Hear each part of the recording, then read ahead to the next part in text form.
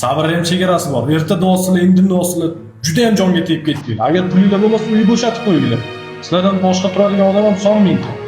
Aka to'g'ri tushunganman. Hozir xo'jayinning mashqlari tushmay turuvdi. Bir ikki kundan farqi beramiz. Bir kunlaring juda ko'p ekanda. Yaxshisini yashaydi pulimni ber. Bo'lmasa bo'shatib qo'yinglar uyni. Bugun yana bitta oilani xursand qildim. Yaxshilik qilish, yaxshilik to'g'ri onasi. Ha, yaxshi. Salbiy ish qilish yaxshimi, aka? Qarang, sizga bitta savolim bor. Qo'y, bera qol.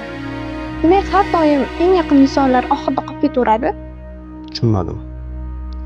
Qarang dadasi, qiynalgan oilaga uy berib yashash qildingiz, lekin atrofingizdagi eng yaqin insonlaringiz esingizdan chiqib ketyapti. Menga qaragin, aqllilik qilmagin. Nimaga endi qiynalgan oilaga yordam bergan bo'lsam, shunday yomon ko'rinyapmanmi? Yo'q, siz yomon odam emassiz. Shunchaki begona odamni uylik qilib, singlingiz ijara yurishi noto'g'ri emasmi? Singlingiz sizdan tortinib so'ralmayotgandir. U shunchaki siz aka bo'lishingizni kutyapti. Aka bo'lib, singlingizdan xabar oling. Yaxshi keldingizmi akajon? Kelinarim yaxshimilar? Kechiraman, singlim.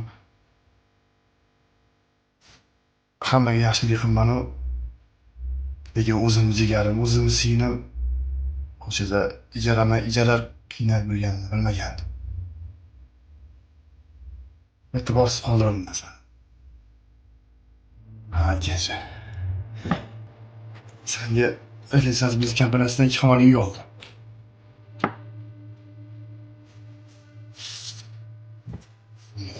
Kam kursini ishlasam.